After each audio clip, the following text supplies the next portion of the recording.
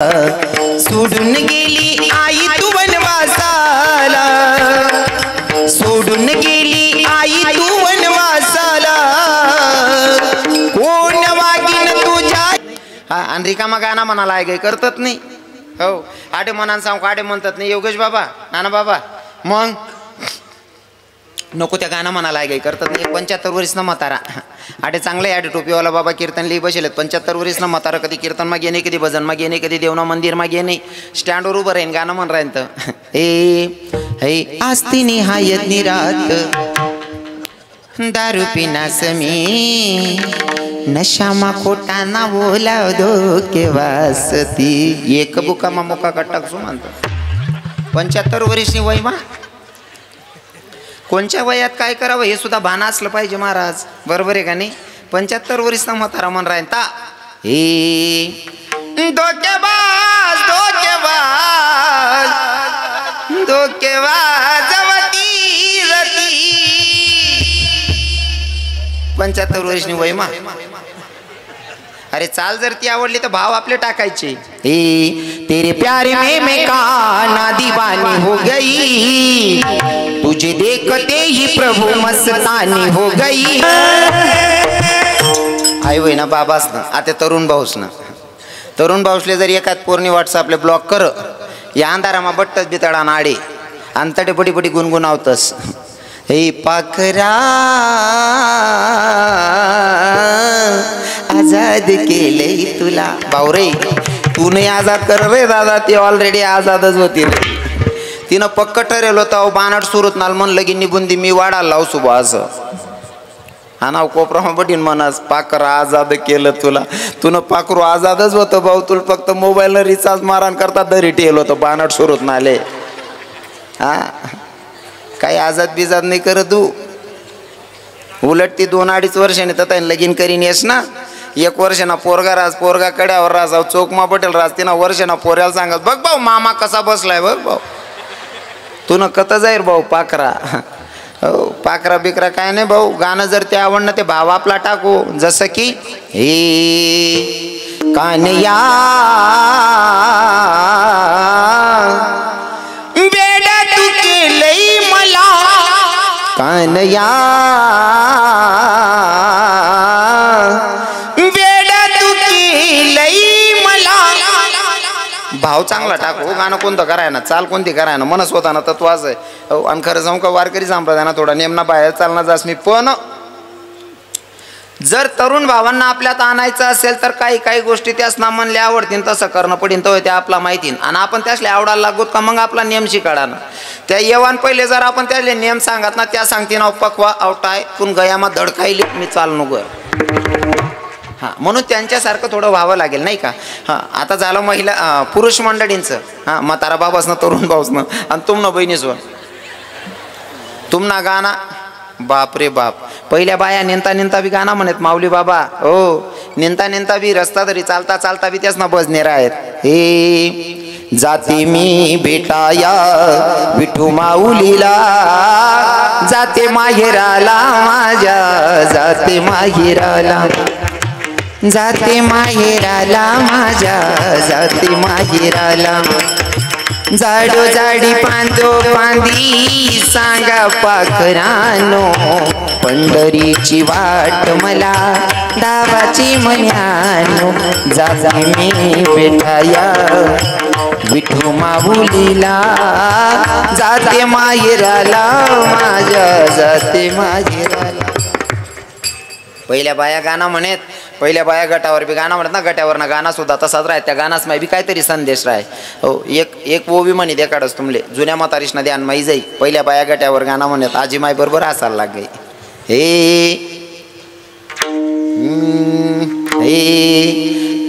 भाऊ बहिणी ना झगडा झगडा जाया का वनमा,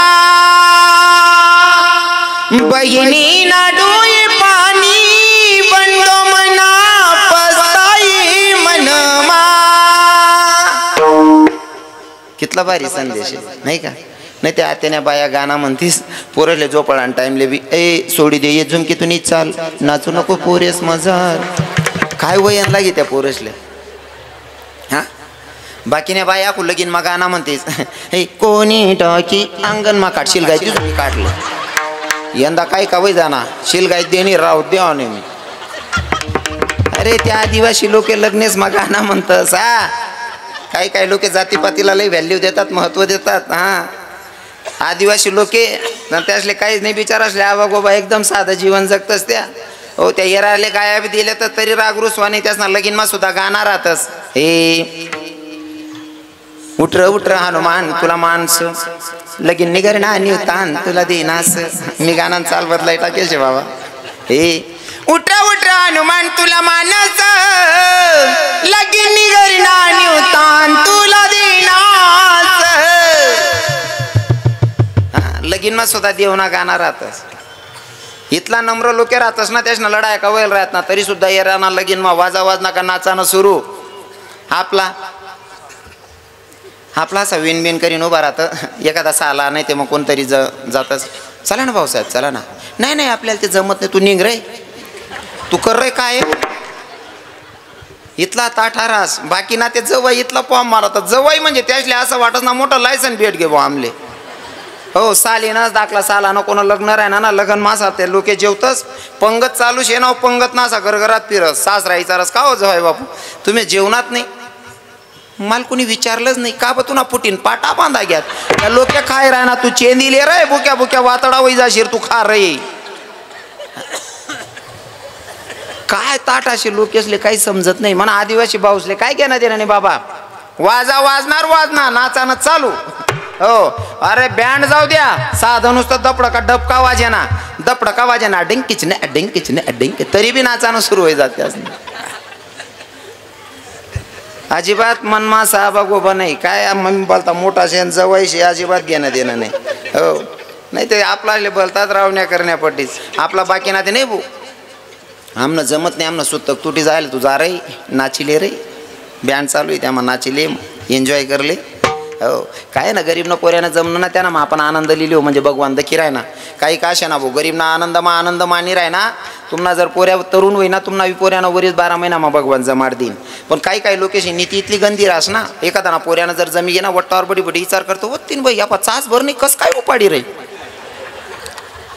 हां काही ते इथला नीच राहता ना गडबडी फोन कर देतो बेवड्या आहे बरं तो चांगला पोऱ्या सुद्धा बदनाम हां जर नीती अशी होईन अरे तुना 35 ना जो येले अक्का 40 ना हो जाई तरी सुद्धा टाया बटाव हाँ कारण करम तेरे अच्छे तो किस्मत तेरी दासिया करम तेरे अच्छे तो किस्मत तेरी दासिया और नियत तेरी अच्छी तो घर में मथुरा कासिया हाँ नीतीचा पड आहे दादा बरोबर आहे का नाही हो अगो सांगत त्या आदिवासी बाया बी बहिणी होईन येरायले गाया दिले ते तरी रागरुसवा नाही त्या अशा ताटलीन मन दारोर लक्ष जायत पहिला पाणी पडे तर लग्न चालू आहे तीच ना त्या नव्या साड्या पदरणारा सटकी जाय त्या टोपला म्हणा पापडेनारा उडी जायत हो त्या कुडाणाऱ्या उडेत त्या येरायले गाया दिलेत लय नाही आता पापड लय नाही काही फिरण ये माये वय ना ये माये लाली बिनाला आयल नाही ती अडीन गत फिरणी वय ना ये शेका काय रागरुसवा नाही ते आपला असले एखादी जर सुनबाई अशी पाय पडस ना अशा मागे पुढे उभ्या राहतीस ना आई बाई ना पाय पडा घ्या मध एक सुटी घेऊन दुसरी ना पाय पडा घ्या तिसऱ्या तीन कडे पाय पडाल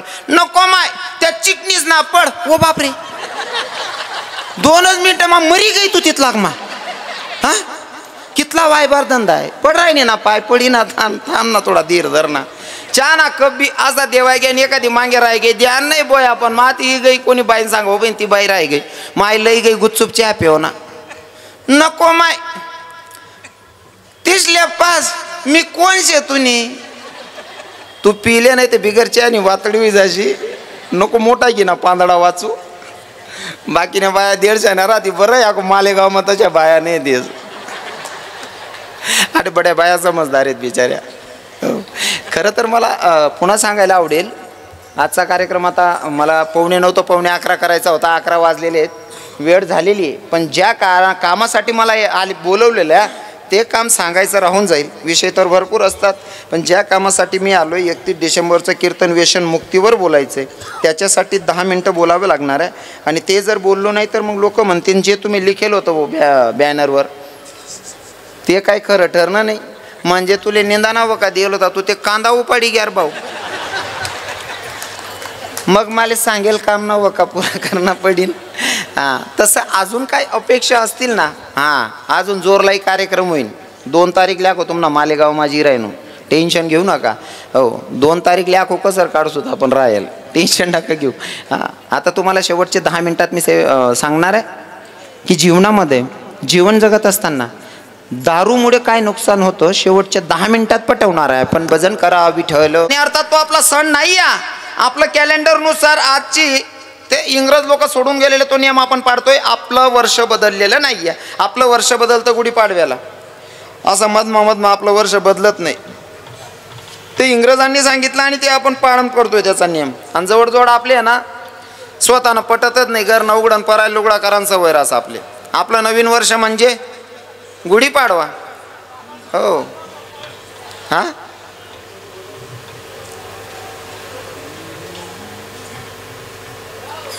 कोणीच बोलू नका. ते फक्त 10 मिनटं सगळ्यांच्या पाया पडतो. 11 वाजलेले आहेत, मला 11:15पर्यंत सांगता करायची आहे. कुणीही बोलू नका, कारण तुम्ही बोलल्याच्या नंतर मला 1 मिनटं इकडे तिकडे बघायलाच लागून जात आहे. म्हणून कोणी बोलू नका मायबापू. हो, आजचा 31 डिसेंबर काही पोरं पार्ट्या करत असतील तर आजचा दृष्टांत तुमच्यासाठी, तरुणांसाठी. जे तुमचे मित्र असतील त्यांना ऐकवा, जे घरी बसून ऐकत असतील ते ऐका. दादा, दारू पिल्याच्या नंतर काही लोकांना वाटतं, मी मध्यंतरी बोलून गेलो की काही लोकांची मानसिकता असते की भैया जीना अगर जरुरी है तो पीना बहुत जरुरी है.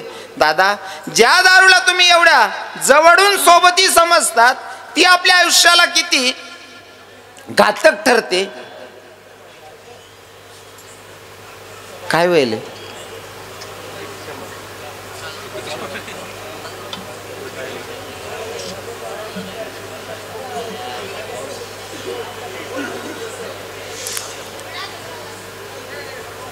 बोलू नका. सगळे हिंदू भावांना पाया पडून विनंती आहे, कोणी बोलू नका.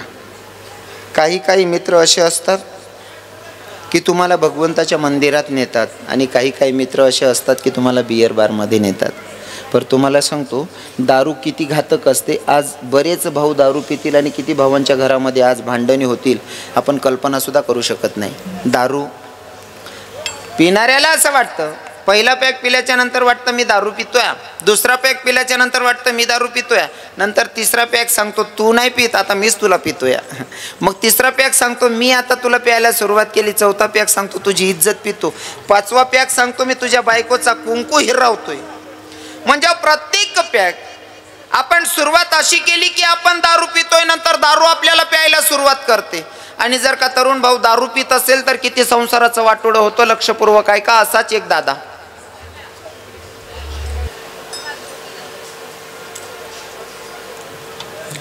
लहान लेकरांना म्हणा उठायचं असेल तर आत्ताच उठून जा, ज्यांना उठायचं असेल जा उठून, पण आता मध्ये कोणी उठू नका, मला डिस्टर्ब करू नका. 10 मिनटं फक्त, 10 मिनटानंतर गरज जाणं तुमले.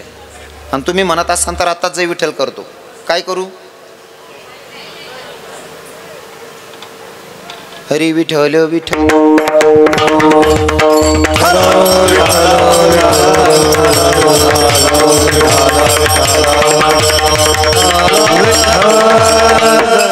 काही मित्र चांगले आहेत त्या मंदिरात नेतात, काही मित्र आजही बियर बारवर नेतात. मित्र सगळेच चांगले असतील असं नाही, मित्र सगळेच वाईट असतील असंही नाही.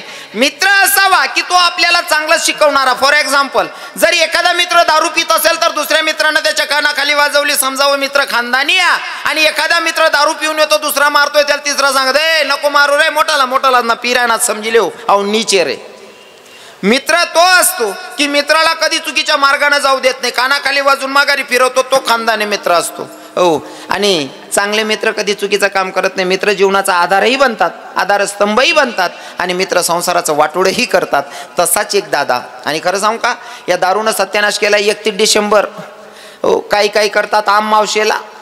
सर्व पित्रे आम मावशा म्हणजे बेवडांचा सण आहे. 31 डिसेंबर म्हणजे बेवडांचा सण आहे, दारुड्यांचा सण आहे.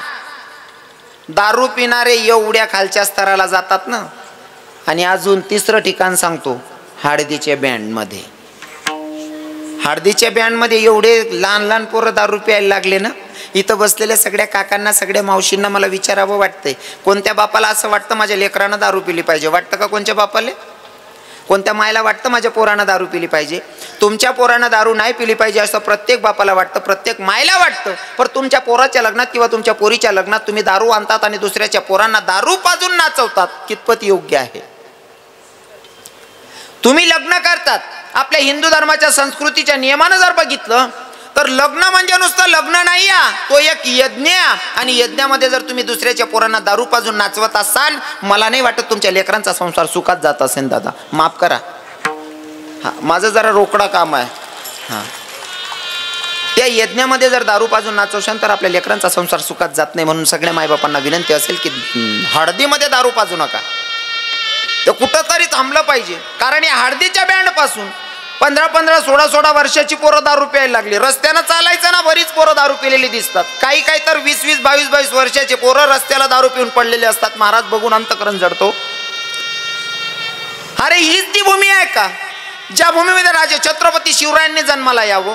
ही तीच भूमी आहे का जिथं बापानं सांगावं लेका तुला 14 वर्षाच्या वनवासाला जावंच लागेल, आणि बापानं सांगितल्याच्या नंतर 14 वर्षाच्या वनवासाला जावं लेकानं? ही आपल्या हिंदू धर्माची आणि भारताची संस्कृती आहे.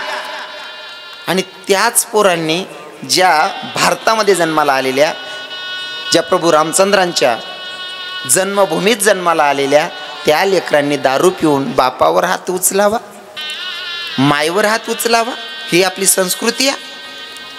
15-15, 16-16 वर्षाची दारू प्यायला लागली पोरं. एक मुलगा दारू प्यायला लागला, 15-16 वर्षाचा पोरगा दारू पितोय. त्याचा मित्र पडत पडत गेला, बापाला सांगितलं काका तुमचा बाडू दारू पितोय हो. बाप गेला, मुलगा दारू पितोय. बाप जवळ केला, पोराच्या कानाखाली वाजवले, अक्कल आहे का तुला? अरे तुझ्यासाठी मी राबायलो लेखान, तू दारू पितोय यार, तुझी वय तरी आहे का? मी पूर्ण आयुष्य खर्च केलं रे फक्त तुझं बरं व्हावं, तू कोणाकडे हात पसरवायला नाही पाहिजे एवढ्यासाठी मी दुसऱ्याच्याकडे काबाड कष्ट करतोय, हाडाची काढ रक्ताचं पाणी करतोय. लेखान तू दारू प्यायला लागला. बापानं कानाखाली वाजवली, पोराला घरी आणलं. थोडे दिवस गेले, बापाला वाटलं वय तेवढी बुद्धी असते, चुकला असेल. बापानं तो गुन्हा पोटात घातला. थोडे दिवस झाले, पुन्हा मित्रांच्या सोबत गेला, पुन्हा दारू प्यायला लागला. अजून दुसरा मित्र आला पडत पडत, त्यानं सांगितलं काका तुमचा बाडू की नाही दारू पितोय? बाप गेला, तोपर्यंत बाडूनं जास्तीच दारू पिऊन ठेवले होते. बापाला असं वाटलं मागच्या वेळेस कानाखाली वाजवलं, घरी आला, आजही याच्या कानाखाली वाजवतो, घरी आणतो आणि याचं दारू पिणं बंद करतो म्हणला. बाप मारायला गेला, दारूच्या नशेत बापाची गचंडी धरली आणि बापालाच हात उचलला. बाप रडत रडत घरी आला, पत्नी स्वयंपाक करत होती, पत्नीच्या जवळ बसला. म्हणले बघ, ज्या लेकासाठी तू पण आणि मी पण राबतोय त्या लेकानं दारू प्यावी? अगं दारू पितोय, मी बोलायला गेलो, माझी गचंडी धरली. ज्याच्यासाठी मी एवढं कष्ट करतोय त्यानं मला मारायला उठावं? बस, ज्याच्यासाठी जीवन जगत होतो त्यानंच मला बेइज्जत केलं, आता मला जगायची इच्छाच मरून गेली. म्हणले त्याच्यापेक्षा आत्महत्या करून मरतो. आणि प्रत्येक पत्नी पतीला सपोर्ट करते. धनी मुलगानं काय चूक केली तुम्ही आत्महत्या करायचं सांगतात? हो, पोरानं जर मांदीवर शी केली तर मांदी कापून फेकता येत नाही ना. मुलगा चुकला, त्याची वय तेवढी बुद्धी आहे, जाऊ द्या ना. जर तुम्हाला वाटतंय आपला पोरगा दारू प्यायला लागला तर एक पर्याय सांगू का? म्हणले सांग ना. हो, ते एखादी मुलगी बघा चांगली आणि त्याचं लग्न करून टाका, बायको आल्याच्या नंतर पोरं सुधारतात म्हणले. सुंदर मुलगी बघितली, लग्नही केलं. लग्न केल्याच्या नंतर बाई आली. लग्न झाल्याच्या नंतर थोड्या दिवसाच्या नंतर तिच्या लक्षात आलं की भैया बाई ग, ज्याच्यासोबत लग्न झालं तो तर दारू पितोय. पण मुलगी ही कदाचित संस्कारी होती. ती विचार करते, हा दारू पितोय, याला घाबरून जर का मी घरी निघून गेली माहेरी तर माझ्या आईवडिलांना, भावकीतले लोक, नातेवाईक आणि गावातले लोक बोलबोल करतील. अरे तुझी पोरगी संसार केला नाही, घरी येऊन बसल्या. हे वाक्य माझ्या मायबापांना ऐकावं लागेल आणि माझ्यामुळे ते मायबापांची मान खाली जायला नको. हा दारूडाय ना, थोड्या दिवसाच्या नंतर याची दारू सुटेल. म्हणले राहू दे, करते याचा संसार, आज ना उद्या याची दारू सुटेल म्हणले. बरेच दिवस निघून गेले. संसारात काय असतं ना, हा ते कालचक्रच आहे. संसारामध्ये आता एक मुलगा झाला, एक मुलगी झाली, 2 लेकरं आहेत. पोरगा 8 वर्षाचा आणि मुलगी 6 वर्षाची. तो नवरा आला बायकोकडे, मला दारू प्यायला 100 रुपये दे म्हणले. बाईनं ठाम निर्णय घेतलेला होता, आतापर्यंत माझ्या नवऱ्याचं ऐकलं, त्याचा मान सन्मान केला, पण आता कुठंतरी थांबलं पाहिजे. नवऱ्यानं सांगितलं मला दारू प्यायला 100 रुपये दे म्हणले. बाई म्हणते, ओ धनी, कामाला जात नाही, धंद्याला जात नाही, माझ्या मजुरीतल्या पैशातून तुम्ही दारू प्यायला पैसे मागता, तुम्हाला लाज नाही का वाटत? बोलू नका मायबाप, बोलू नका. कामाला जात नाही, धंद्याला जात नाही, माझ्या मजुरीतल्या पैशातून दारू पिता, तुम्हाला लाज नाही का वाटत? तो म्हणतोय, मला शहाणपणा शिकू नको म्हणले, मला दारू प्यायला 100 रुपये दे. बायको म्हणते, आतापर्यंत तुमच्या मनासारखं झालं, आता तुमच्या मनासारखं होणार नाही. 2 लेकरं आहेत म्हणले सोन्यासारखी, पोराचं शिक्षणाचं काय, या मुलीच्या लग्नाचं काय ते बघा ना. हो, या दारूमध्ये ठेवलंय तरी काय? बायको समजवत होती. नवरा बायकोचा वाद चालू या, त्याच्यात त्या दारुड्याचा एक मित्र होता, त्यानं बघितलं, का रे दादा काय झालं? काय नाही म्हणले, माझ्या बायकोकडनं 100 रुपये मागितले दारू प्यायला, माझ्या बायकोनं मला 100 रुपये नाही दिले. हा पण नालायकच होता त्याचा मित्र. तुझ्या बायकोनं तुला दारू प्यायला 100 रुपये नाही दिले, तुझी बायको तुझं ऐकत नाहीये, हे जर माझ्या बायकोनं बघितलं, ती तुझ्या बायको सारखीच मला विरोध करेल. म्हणून एक काम कर, तुझ्या बायकोनं पुन्हा तुला हा प्रश्न केलाच नाही पाहिजे, याच्यासाठी 100 रुपये माझ्याकडनं घेऊन जा, दारू पिऊन ये, आणि तुझ्या बायकोनं तुला का पैसे दिले नाही म्हणून केस धरून तिला मार. या नराधमानं 100 रुपये घेतले, दारू प्यायला निघून गेला. दारू पिऊन आला, बायकोची केस धरली, फरफडत फरफडत भर चौकात आणलं, आणि चौकात आणून बायकोला मारायला सुरुवात केली. बायकोला मारतोय. बाई म्हणते, धनी, मी हिंदू धर्मात जन्माला आली, पती तो परमेश्वर असतो, तुम्ही मला 4 भिंतीच्या आड मारून टाका, पर समाजाच्या समोर नका हो मारू. धनी, मी तुमच्या पाया पडते ना, नका ना मारू. अहो, बाईची अब्रू म्हणजे काचेचं भांड असतं, धनी नका हो मारू, मी तुमच्या पाया पडते. पूर्ण गावातील लोक मला बघतायत, सगळ्या गावाच्या लोकांच्या समोर तुम्ही मला मारतायत, हे लोक काय विचार करतील? या पोरीचा असा कोणता गुन्हा आहे की तिचा नवरा तिला भर चौकात मारतोय? धनी हो, नका ना मारू, तुमच्या पाया पडते. 6 वर्षाची मुलगी, 8 वर्षाचा मुलगा, एकीकडनं पोरानं पाय धरला, एकीकडनं पोरीनं पाय धरला. बापाला सांगायला लागले, पप्पा नका ना मारू माझ्या माईला. दारूच्या नशेमध्ये पोराचं शर्ट धरलं, पोरीची केस धरली, दोघं लेकरांना दोघं साईडनं फेकले, पुन्हा लाकूड घेतलं, बायकोवर धावून गेल्या, आणि बायकोला दनादना मारतोय. बाई म्हणते, धनी, 4 भिंतीच्या आडमध्ये मला मारून टाकलं असतं तरी मला काही वाटलं नसतं, पण तुम्ही भर चौकात मारताय, पूर्ण गावातली लोक बघतायत, लोक मला कोणत्या नजरेनं बघणार आहे? या पोरीचा असा कोणता गुन्हा असेल का तिचा नवरा तिला भर चौकात मारतोय? हो, बाईची अब्रू म्हणजे काचेचं भांड असतं, धनी नका ना मारू. समजावत्या, पण हा नराधम मारणं बंदच करत नाही. बाई म्हणते, बस, लग्न झालं तेव्हापासून दारू पितोय, समजावते दारू पिऊ नका, तरी दारू पिणं बंद होत नाही. सोन्यासारखी 2 लेकरं आहेत तरी सुद्धा दारू पिणं सोडत नाही. या दारुड्याचा संसार करता करता मला आता कंटाळा आला, बस झालं, मला आता याचा संसारच नकोसा वाटतोय. म्हणले आता जीवच ठेवायचा नाही. बाईनं अरण्याचा मार्ग धरला, शेतात गेली, आणि वीजचा डब्बा होता, पॉयझनचा डब्बा होता, कापसावर मारण्याची फवारणी मारण्याचा तो डब्बा होता का, ते औषध घेतलं. आता औषध पिणार, विष प्राशन करणार, पर नजरेच्या समोर चिमुकली 2 लेकरं आली. बाई ग, माझा 8 वर्षाचा मुलगा, 6 वर्षाची मुलगी, जर का मी आज विष प्राशन केलं, माझ्या लेकरांचं काय होणार आहे? मग आजच्या दिवस घरी जाते, माझ्या लेकरांना माझ्या हातून काहीतरी गोडधोड करून खाऊ घालते, नंतर काय करायचं ते करते म्हणले. या नराधमाना घरात काहीच राहू दिलेलं नाही. या नराधमाना घरात काहीच राहू दिलेलं नाही. बाई म्हणते, आता काहीच नाही, पण लेकरांना काहीतरी गोडधोड करून खाऊ घालायची इच्छा आहे. बाई दुकानदाराकडे गेली, दुकानदाराला सांगितलं, दादा माझ्याकडे 1 रुपया नाही या, पण माझ्या लेकरांना पुरणाची पोळी खायची इच्छा मनात आहे. दादा थोडासा गुडाचा खडा आणि थोडीशी डाळ द्या हो, मी कुठेही मजुरीला जाईल आणि माझे पैसे आले का तुमचे पैसे चुकते करते, पण मला आज माझ्या लेकरांना काहीतरी गोडधोड करून खाऊ घालायची इच्छा आहे. महाराज दुकानदाराकडनं उधार वस्तू आणल्या, उधार वस्तू आणून पुरणाची पोळी बनवली. पोरीला आणि पोराला दोघांना जवळ धरून बसली. या बाई डोळ्यातून गडागडा अश्रू वाहत होते. पुरणाची पोळी उचलली आणि तो घास लेकराला भरवत्या, दुसरा घास पोरीला भरवत्या, आणि दोघं लेकरांना सांगते, लेका उद्या जर या जगात मी नसेल ना बेटा, तर स्वतःला समजून घेशाल रे. पोराला सांगते, दादा उद्या जर जगात मी नसेल ना, तर ही तुझी बहीण नाही, ही तुझी मुलगी असेल, कारण तुझ्यापेक्षा 2 वर्षानं लहान आहे. आणि पोरीला सांगितलं, दीदी ऐक ना बाळा, तुझा दादा जर तुझ्यावर रागवला ना, त्याच्या बोलण्या का नको जाशील का? हा तुझा भाऊ नाही, तुझा बापच असेल. डोळ्यातून घडाघडा अश्रू वाहत होते. अश्रूने ओली चिंब झालेली पोळी त्या लेकरांना घास भरवते पुरणाच्या पोळीचा. दोघं लेकरं मायचं रडणं बघून सांगतायत, आई तू अशी कधी नाही सांगायची, आज अशी अचानक काहून बोलते ग?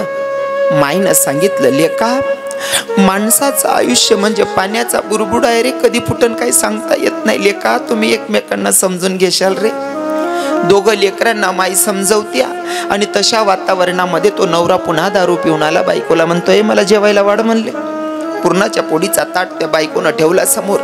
पुरणाची पोळी बघितली, उचलला ताट बायकोच्या तोंडावर मारून फेकला. बायकोला पुन्हा रागवायला लागला. म्हणले, का ग दारू पिल्याच्या नंतर काय जेवायला लागतं, तुला माहिती नाहीये का? पुरणाची पोळी का बनवली? पुन्हा बायकोला मारतोय. बाई म्हणते, घरात काहीच राहू दिलं नाहीये. अरे घरात काही नसताना मी तुला पुरणाची पोळीचं ताट बनवते, पुरणाची पोळी खाऊ घालते, तरी मला मारतोय. कुठं तरी तू चौकात मारलं ते दुःख मी विसरली असती, पण अजून येऊन पुन्हा मारतोय. बस नाही करायचं मला, याचा संसारच नाही करायचा. दादा नवऱ्याला बाहेर बेड टाकलेला, खटिया टाकलेली अंगणामध्ये. दोघं लेकरांना पुढच्या रूम मध्ये बाई धरून झोपल्या. एकीकडनं मुलगा आहे, एकीकडनं मुलगी आहे. कदाचित त्या लेकरांची मायजवळ झोपायची शेवटची रात्र असावी. दोघं लेकरं झोपलेले आहेत. ऐन मध्यन रात्र बाई उठली, आतल्या रूम मध्ये गेली आणि विषप्राशन केलं आणि भिंतीच्या आडमध्ये पडलेली आहे. सकाळी 7 वाजेला मुलगा उठला. इकडे तिकडे शोधतोय, माय काही दिसत नाही.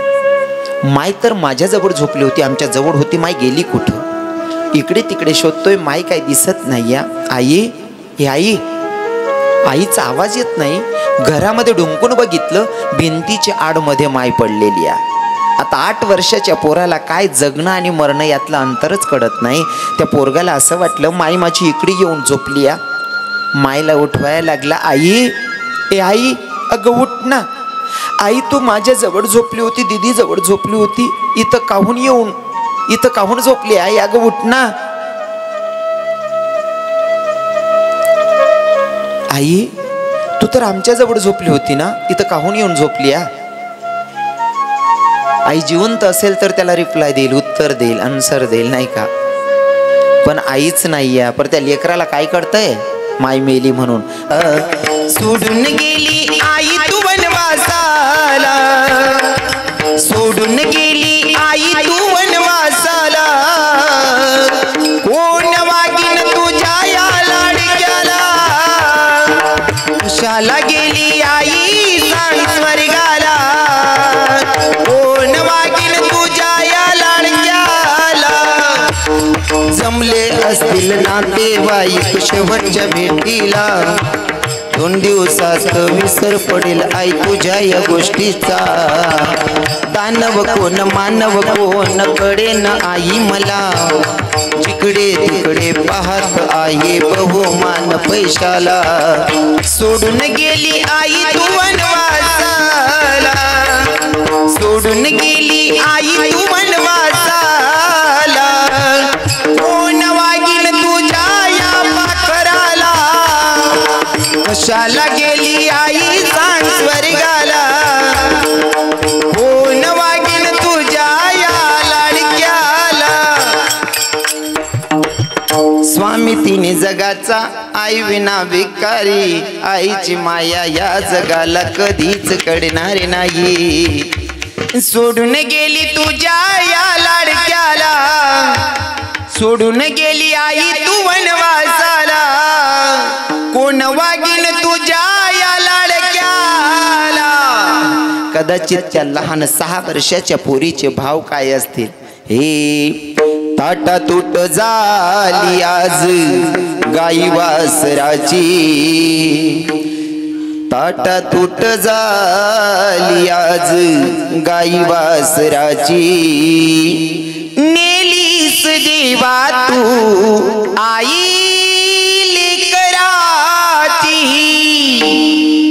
कुणावर रुसावे कुठे हट घ्यावा छंद लाड माझा कोणी पुरवावा कुणावर रुसावे कुठे हट घ्यावा छंद लाड माझा कोणी पुरवावा आगवी जवावी माझ्या अंतराची नेलीस देवा तू मालिकराची 6 वर्षाची मुलगी 8 वर्षाचा मुलगा दोघं रडत होते माय तर गेलीच गेली पर बापानं सुद्धा आत्महत्या केली दादा दोघंही मेले कशामुळे हो काका कशामुळे फक्त दारूमुळे दादा दारूमुळे पोरानाच झाली बायकोला मरावं लागलं पतिव्रता बायकोला सुद्धा दारूमुळे मरावं लागलं आणि स्वतःचाही जीवनाचा अंत करून घेतला एंड ऑफ द लाईफ म्हणजे जीवनाचा अंत करून घेतला पर दादा मरण्याच्या आधी एकदा आपल्या लेकरांना डोळ्याच्या समोर ठेवायचं जर मला आत्महत्या करायचं असेल तर माझ्या लेकरांचं काय कारण मायबाप शिवाय निस्वार्थ प्रेम करणारं जगातलं कोणीच नसेल हो जोपर्यंत मायबापा तोपर्यंत ठीक आहे मायबाप गेले की जगच सुनवतो महाराज नाही का मरणं सोपं आहे पण मागच्या लेकरांचा विचार करायचा मग पोळ्याचा सण होता 2 मिनिटं लक्षपूर्वक ऐका पोळ्याचा सण आहे 8 वर्षाचा पोरगा तो मारका बैल घेऊन गल्लीतून फिरत होता तो बैल त्या 8 वर्षाच्या लेकराला मारायला येत होता तो पोरगा जीव घेऊन पडत होता अजून पडत पडत यायचा पुन्हा बैलाची दोरी धरायचा पुन्हा बैलाची दोरी धरायचा अजून तो बैल मारायचा अजून पडत पडत जायचा पुन्हा बैलाची दोरी धरायचा असे टोपीवाले बाबा 7-8 बाबा बसलेले होते एका बाबानं सांगितलं का रे लेका बाळू अरे तो बैल तुला मारेल त्याचं शिंग तुला लागेल कदाचित त्याची जखम होईल तुला लागेल ना बाळा काहून त्या बैलाच्या मागं धावतोय अरे तो बैल तुला मारायला येतोय त्या 8 वर्षाच्या पोरानं सांगितलं बाबा हा बैल मी हाऊस म्हणून घेऊन फिरत नाही हो हा बैल मी हाऊस म्हणून घेऊन फिरत नाही बाबा आज पोळ्यासारखा सण आहे तुमच्या घरामध्ये तुमची कोणीतरी मोठी व्यक्ती असेल जी पुरणाची पोळी बनवत असेल पोळ्यासारखा सण आहे प्रत्येकाच्या घरामध्ये पुरणाची पोळी बनते पण माझ्या घरामध्ये पुरणाची पोळी बनवणारी मायच नाही हा मारका बैल हाऊस म्हणून घेऊन फिरत नाही बाबा हा बैल एवढ्यासाठी घेऊन फिरतोय की माझी 6 वर्षाची बहीण आहे प्रत्येक घरामधनं पुरणपोळीचा तो सुगंध नाकापर्यंत येतोय माझ्या घरात पुरणाची पोळी नाही हा मारका बैल घेऊन फिरतोय कोणी ताई माईला वाटेल की हा नंदीची पूजा करायला पाहिजे एखादी ताई त्या नंदीची पूजा करेल गाजभर पुरी त्या नंदीला खाऊ घालेल तेव्हा गाजभर पुरी मला पण देईल आणि तेवढ्यासाठी हा मारका बैल घेऊन फिरतोय बाबा हाऊस म्हणून नाही हो दादा त्या लेकरांना विचारा मायबाप गेल्याचं दुःख काय असतं हो कारण ज्याचे आहेत त्याला कळत नाही ज्याचे मायबाप आहेत त्याला कळत नाही ज्यांचे नाहीत त्यांना विचारा मायबाप गेल्याच्या नंतर काय काही लोकांना बापाचं व्हॅल्यूच नाही बाप आपल्यासाठी म्हणजे एक माझ्या बापाला काय कळत नाही माझ्या मित्रांमध्ये उभं राहिलो तरी माझा बाप येऊन उभा राहतो माझा बाप आला की मला लाज वाटते काही पोरांचा प्रश्न असतो पर दादा बाप सारखा निस्वार्थ प्रेम करणारा व्यक्ती जगात कुणीच नसेल हो माझ्या डोळ्यातली आसव कोणी मायेन पुसताना माझ्या डोळ्यातली आसव कोणी मायेन पुसताना उरी हुंद का दाटतो या गोष्ट बापाची सांगताना होत्याच्या फाटक्या सदऱ्याला कशी ठिगड जोडल्याली उभ्या आयुष्याला त्यानं कशी कातर लावल्याली मला कसस होतया मला कसस होतया कोणी बाबा म्हणताना उरी हुंद का दाटतोया गोष्ट बापाची सांगताना माय बाप दोघांना जावं लागलं दादा कशामुळे हो मला फक्त याच्यातून आजचा संदेश हाच असेल की दादा दारू एवढा सत्यानाश करते की एक लेकराची माय चोरतो दारू एक लेकराचा बाप हिरावतो म्हणून सगळ्या तरुणांना माझी विनंती असेल माझ्या हिंदू बांधवांना की दारूपासून लांब राहा आणि ज्यांना ज्यांना तरुण भावांना वाटतं की मी दारू पिलीच पाहिजे तर भैया मी तुझ्या धर्माचा आहे म्हणून मला हक्कानं बोलायला आवडेल. जर तुला दारू प्यावी वाटत असेल तर नक्कीच दारू पी, पण कोण्या गरीबाचं पोरीचं नशीब फोडू नकोस.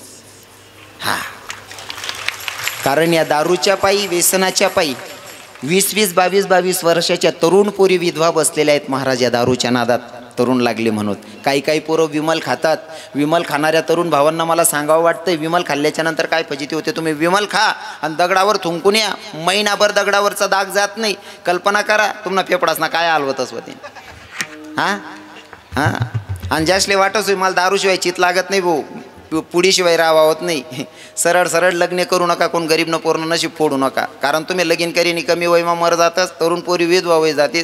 मरेलवर बी आको बाऊसले मायबापाले कस का तुमले येर बसाडा ना त्यांना तीन कुवाराज मरीचा पडका मग गुंडाईन फेकाय जाशात. सीधा सल्ला देस मी कोणले बी. हां, सगळ्या तरुण भावांना एक रिक्वेस्ट असेल, विनोद वजा करायचा आहे. भैया गळ्यात तुळशीमाळ धारण करा, व्रत एकादशी करा. आणि आपण हिंदू धर्माचे लोक आहोत, आपण हिंदू धर्माच्या नियमाचं पालन केलं पाहिजे. मुख्य प्राण्यावर आपण दया केली पाहिजे. आपल्या संतांची शिकवण आहे.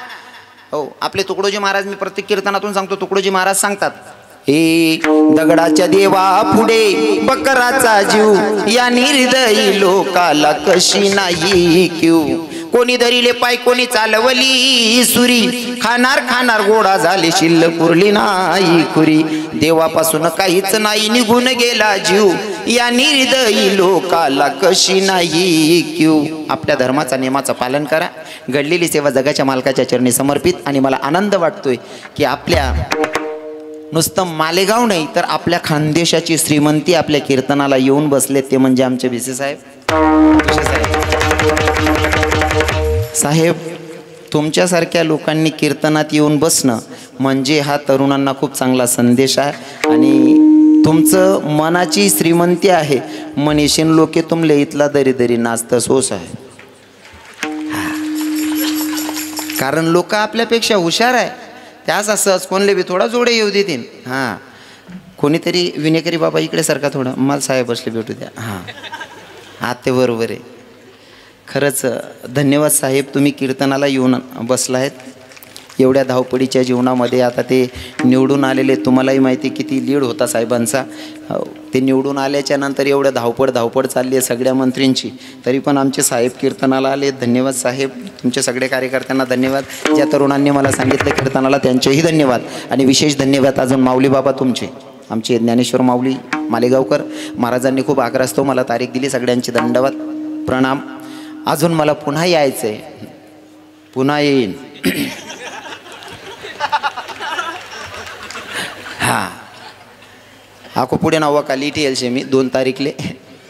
परवा पुन्हा येणे आहे, पुन्हा काहीतरी नवीन घेऊन येतो. घडलेली सेवा जगाच्या मालकाच्या चरणी समर्पित.